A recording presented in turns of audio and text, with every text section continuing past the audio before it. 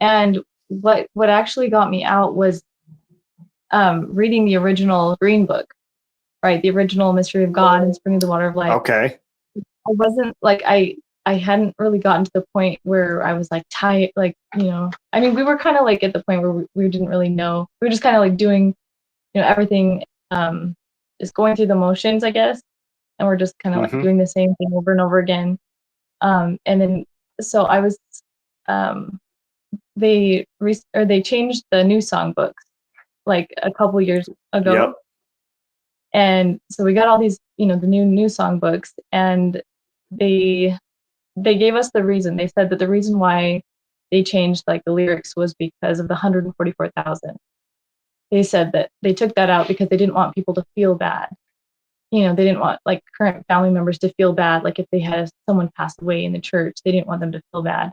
And so I was like, okay, well, so I wonder if they did that with the truth books. And because I was like, it seems like there's so many things that they're having us do now. Like they're having us do like these online, it was called EDULMS, where you have to do all these like online courses. A bunch of busy work. Just so many things. And I was like, I wonder if maybe it really is only 144,000 that go to heaven. Because I just kind of was curious if maybe they had that in the original truth books and then they changed the truth books to soften it for like the regular, you know, for the members now. And so that's kind of what got me curious. So because I know we have access, like in our, you know, church apps, we have access to those books, like to listen to the audiobooks and stuff. So I just was searching online to find like one of our church websites, you know, with the books. And I just searched original Korean, because I knew it would have been in Korean, original Korean Mystery of God and Spring of the Water of Life. And then I just saw the PDF. And so I clicked on it. And then I saw that it was the NCP Church of God. But I was like, why do they? Yeah. And then, and I saw that there was extra chapters. Yeah. And I was kind of looking at the numbers to see if the verses and the numbers match, you know, with the original or with my book that I had. And I noticed that I had like 7th edition Green Book. And so anyway, and so at that point I was just like, oh my gosh, they lied. Like I was defending it though. At that point, I was defending it. I was like, no, the NCPCOG, they probably added it, right? They're manipulative, they're evil, they're this, you know, because that's what we're taught. And I remember when you told me, I was denying it. Like, there's got to be reasonable explanation. There's got to be something. And honestly, I was shocked though. Like inside, I couldn't eat for a week. I was just like bewildered and depressed and had an anxiety attack, because like, that's a big deal. Well, yeah, because like those books are almost like the Bible, right? They're God's. So they always would say like you can't add or subtract to God's word. You know, He's the root of David. Revelation. Yeah, so that's basically what got us out, is reading the original book, because they always say, oh, well, you know, don't eat from the tree of the knowledge of good and evil or else. But no, it was his original writings that actually caused us to and how they play it.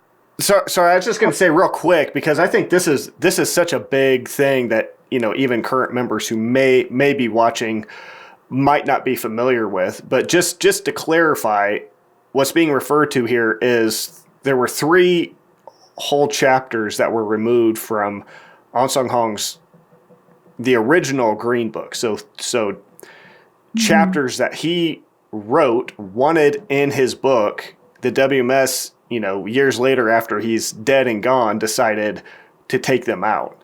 Now that's, like you said, the Green Book being, you know, almost or on the same level as the Bible. I mean, it's to the WMSCOG, it's God's word. That's a big deal. That's a big deal. Yep. Yeah, he's the root of David. And like I said, when I found out that, I was trying to put together in my mind what the possible reasoning would be, right? But in reality, I was shocked. And I was so shocked that I couldn't eat for almost a week. And I just felt like, because when you go online, like they teach you, you're going to die, right? Like you're going to die spiritually. which in and of itself is a self-fulfilling prophecy, because you go online, see what's actually going on, and then you leave, right? So it's a self-fulfilling prophecy. And and a bunch of churches do this, right? A bunch of churches do it, right? I think Shincheonji says that too. Shincheonji says that, everyone that doesn't want you to see something tells you not to do that. So, and that for me was just extremely painful realizing that, because you have to remember how they paint these books, right? They sing songs about these books, right? Like they say, his tears are on the burning page. His tears are dripping onto the pages, right? He's writing in blood. He fasted and worked while he was fasting, and with the little money he had, he bought ink and stayed up all night with a light of lamp and wrote these. So it's like you're playing it up like it's just beautiful, right? Except for those 3 chapters, obviously, right? That's not part of that. I mean, it's just so absurd. You can't say that and then on the other hand be like, oh, but we removed 3 of them, right? Yeah. You can't say, he came and he restored and revealed everything to his children, except the things we're hiding from you and removed. Yeah. So that was. It doesn't make any sense. That was just, the point where I was like, okay, this, it's almost like we felt like we were cheated on, like it's like, okay, now I have license. Like I was good. I didn't try to like snoop around or anything. And like, I just came across this and now I feel like I have license to look at everything. But I think I didn't yet. Like I was like, let's just see if there's an explanation. Yes. First. So I messaged the missionary overseer of Utah Zion and I asked about it, right? And I even wrote a letter to Mother, actually, because I was so nervous and freaked out. And I was like, oh, this is the doubt. This is the hour of trial that they said would happen, right? And it's testing my faith, because everything's a test of faith, right? You're the problem, right? 3 chapters missing. It's not the church. It's you're the problem, right? So, and that's what I thought. I was like, it's my fault I'm doubting because, but in retrospect, it's like, I'm not the one that removed anything or did anything. But anyway, so I messaged the missionary and I was like, hey, there's 3 chapters missing from the Green Book. I kind of want to talk about this. And he's like, oh, sure. So we met. I think it was like a couple of days later. It was on Preparation Day, Friday. And we went to his office and we asked about it. And he said, oh, yeah, there are 3 chapters that were removed. I don't think we asked about the chapters because I feel like we didn't want him to know that we went online. Oh, you're right.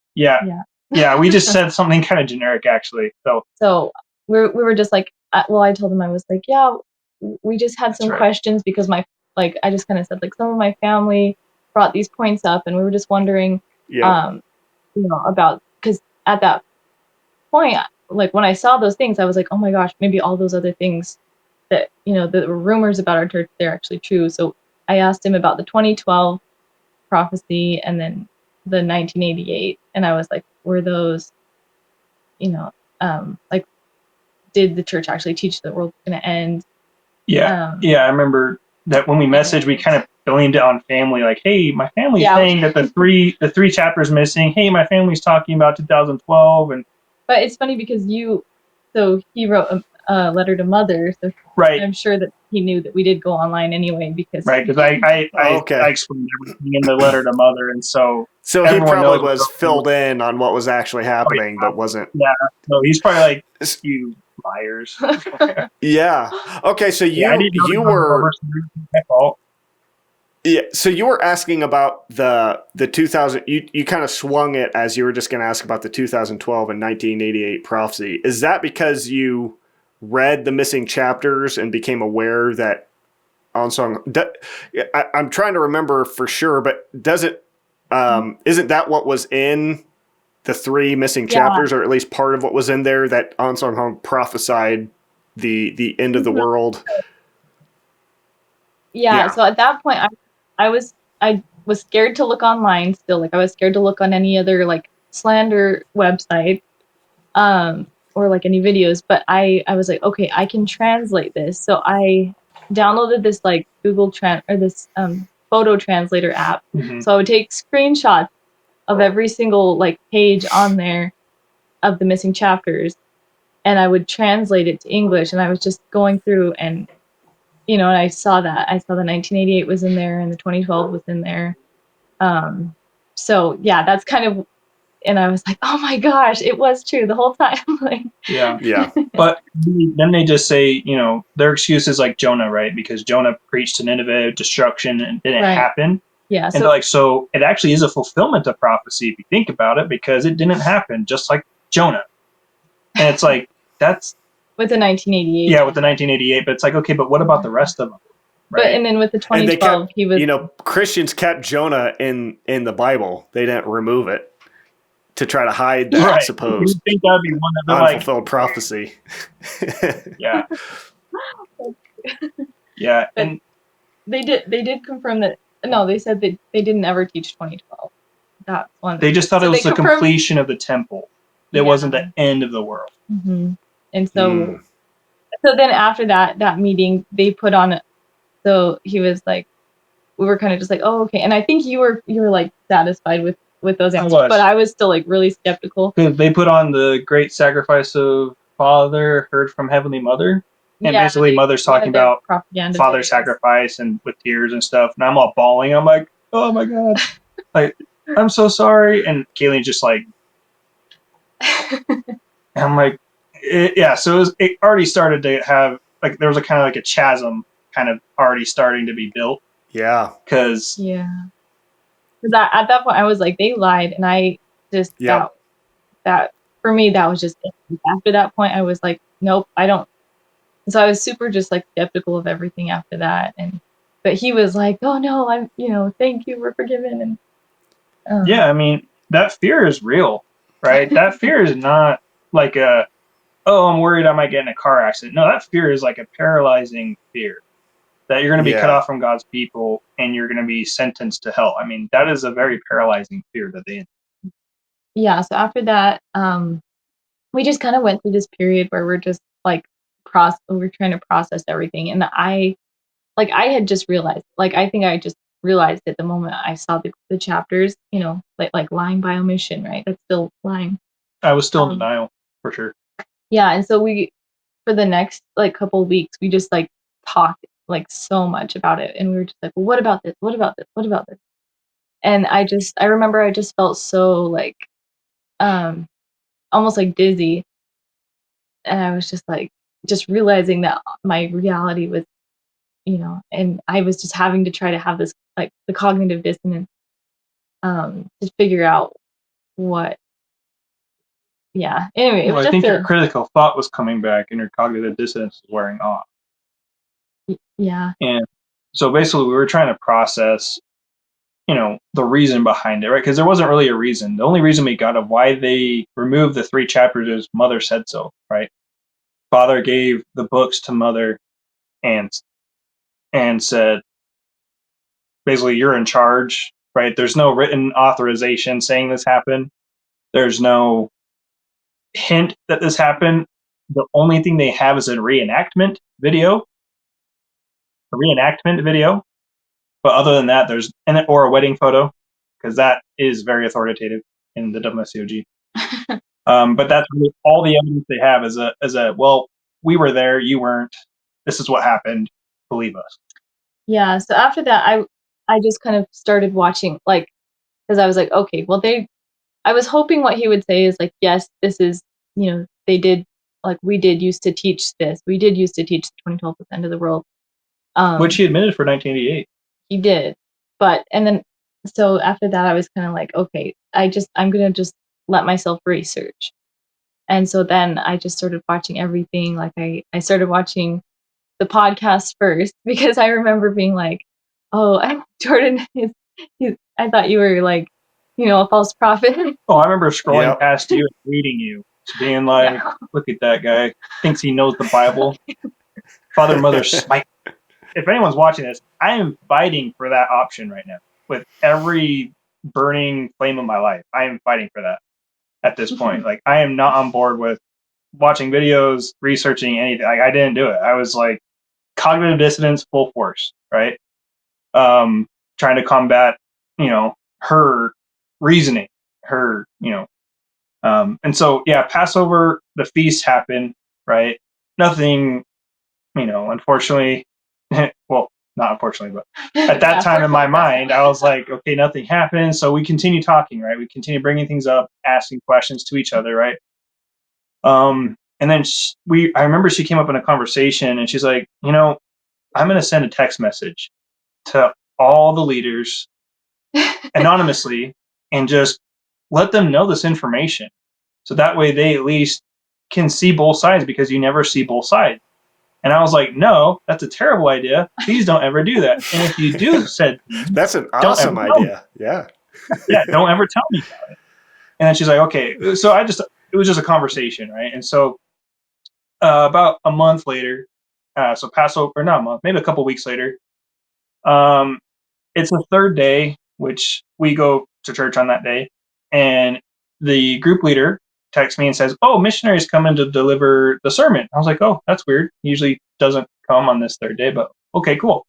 Right? Because remember, we met with him, and so he's kind of aware of our situation and stuff like that.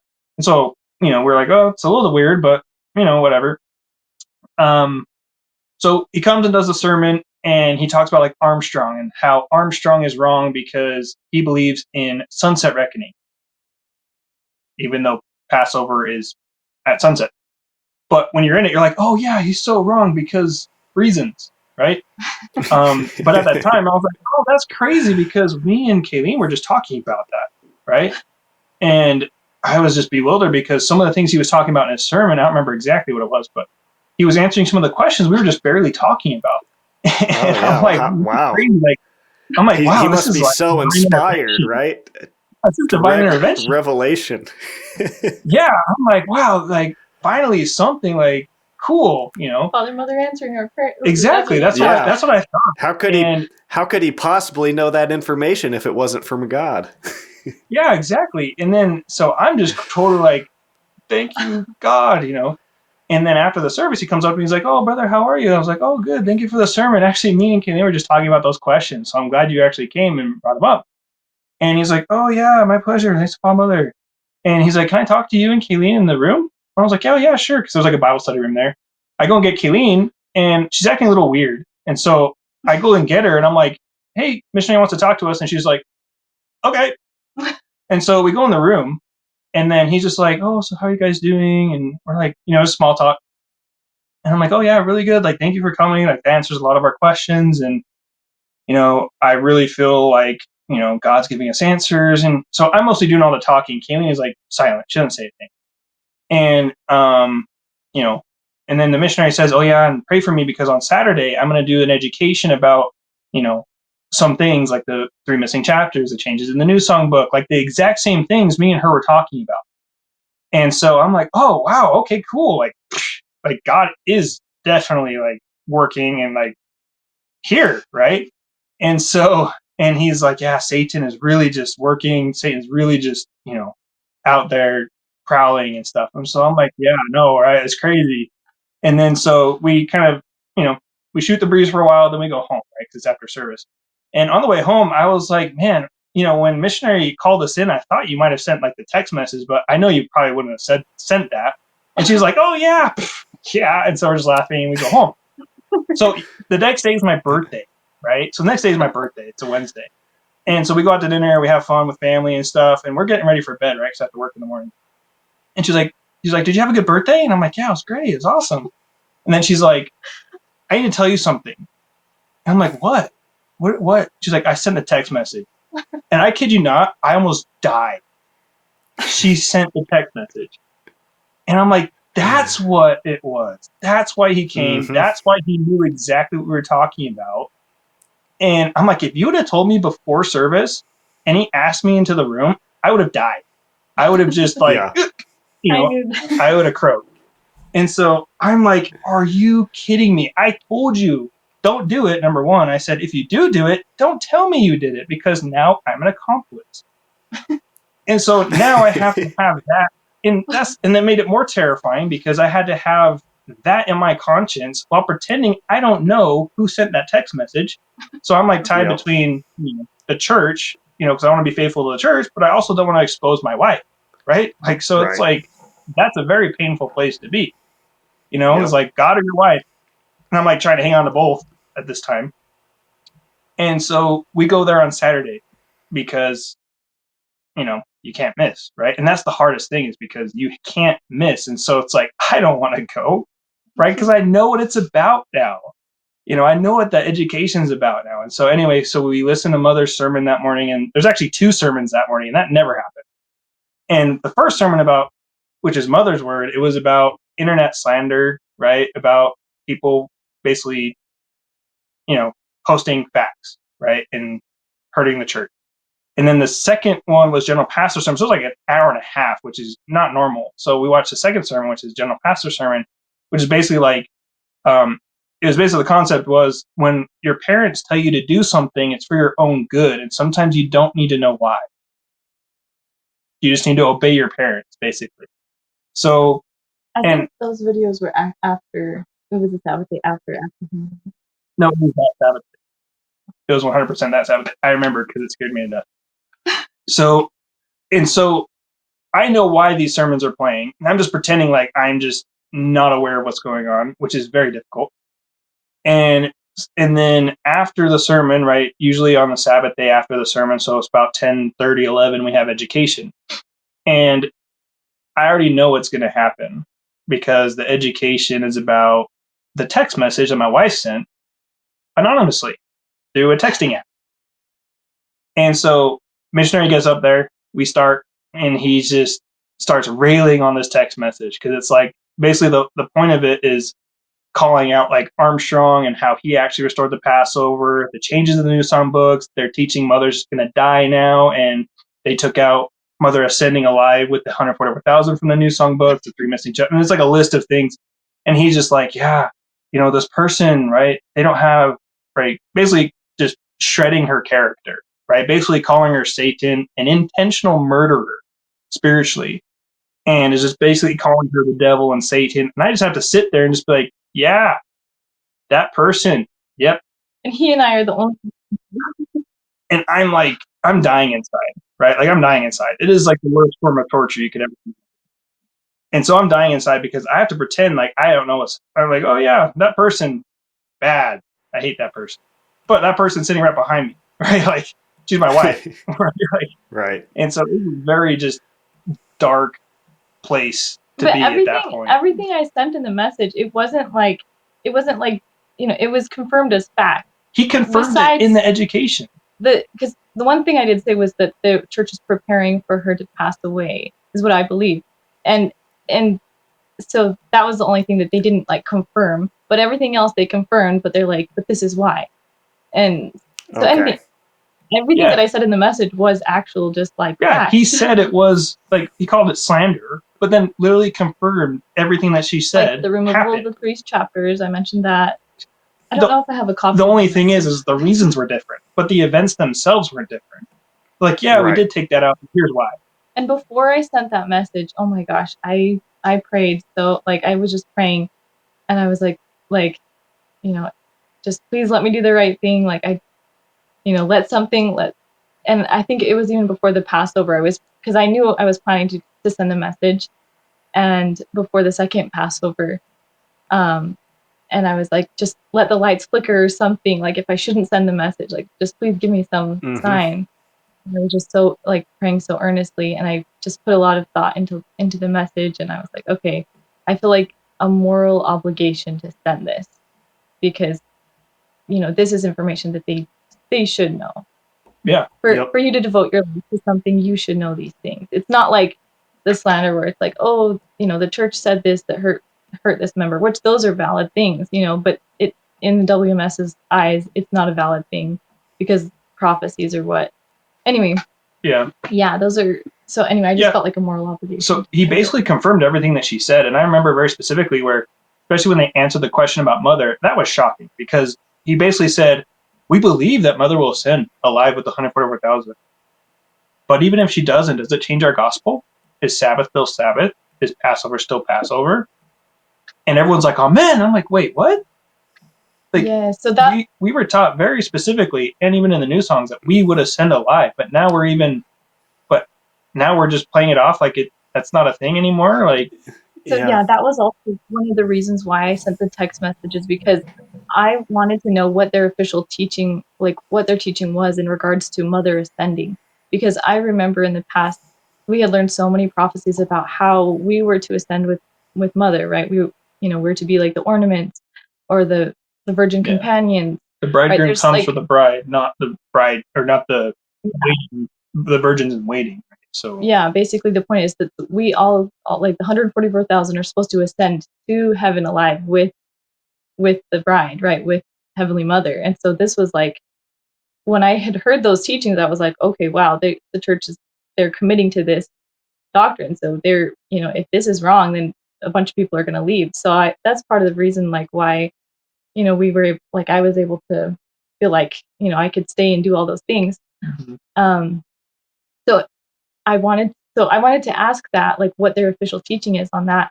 But I knew if I just asked the overseer that directly, he might just say, "Oh yeah, like of course." But I wanted an official statement. Like I wanted like an official, like from the head office. What is their teaching on that? Dance. And so one way, like that's one way I figured that I could get that answer was by sending the text message, because I sent it to all the leaders, so they're all going to want to have that answer too.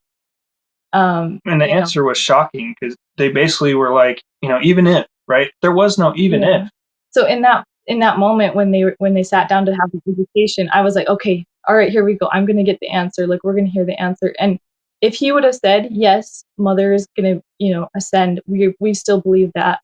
And we, that's our teaching. Like, we're all going to go to heaven with mother. Like, I would have stayed in. I told Adam, like, we would stay in if they told us that. But at that moment, he was like, he said this, and I remember it very like in that moment, I was paying such close attention. And he was like, okay, if somebody says to you, what are you going to do? Like, if Heavenly Mother passes away, then you should answer them like this: I believe I'm going to heaven with mother. And then he later on goes, but even if, so we should have an even if faith. And then he gave a bunch of examples of like how Apostle Paul, he told the saints that, we're all going to go to heaven and be changed. But Apostle Paul was, did that really happen? No, he was just saying that for encouragement. And so I was like, oh my gosh. In that moment, I realized what had happened. I realized what had happened with the 1988, with the, 2012. Like, they just changed the prophecy in that, like, they changed their doctrine. Yep. Right in that moment. And I looked around and everyone was like, amen, amen. And I was like, and I almost myself, I even was like, amen. Like, it was so weird. But then I just realized, like, this is how they do it. That's how they do it. That's how they just. There's always an even if, right? 2012, right? When these dates pass, they're like, oh, if you focus on a date, you're going to be destroyed. It's like, well, we didn't come up with the dates, right? Like, you're the ones who teach us. You did. You did. And they're like, if you focus on a date, you're going to be destroyed. So there's an even if, right? So even if it doesn't come, we still preach. Even if it doesn't come, we still yada, yada, yada. It's the same with mother, right? Even if mother dies, Sabbath, Passover, these basic things that you believe in.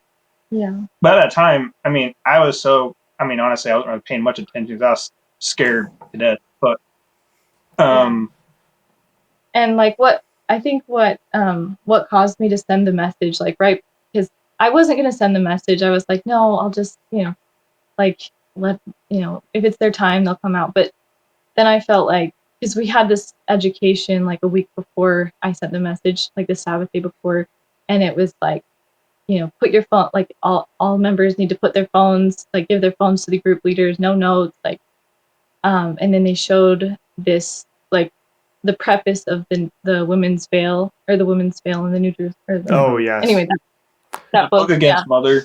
So they showed the preface up on the screen, like on, just up in the projector, and they had it all blurred out except for like certain words in that. And so they were just doing education against that. Out? They had most of it blurred out except for certain little like sentences or words. And at that moment, I was like, "Oh my gosh, this is not okay!" How bold can you be? I mean, that's amazing. So that put that book in front of you, but they'll just black out some of the writings and oh man, that's so frustrating. So I would be really curious to know what they blacked out or blurred out. It was probably like 70% of it was blurred out. I would say like 60. Wow. So in that moment, that's when I decided to send the message, because I was like, they're definitely controlling this information. Like they're controlling all of the information. And the overseers, they're the ones, I feel like, because the overseers are the ones who are the most faithful, right? So they're the ones who would never look online. They would never do anything like that. So I think in a way, they're like more the victims. Like I would say the local overseers are like more the victims than the regular, because they are so sheltered from information. And I was like, okay, I need to send this, because people are devoting their lives to this stuff.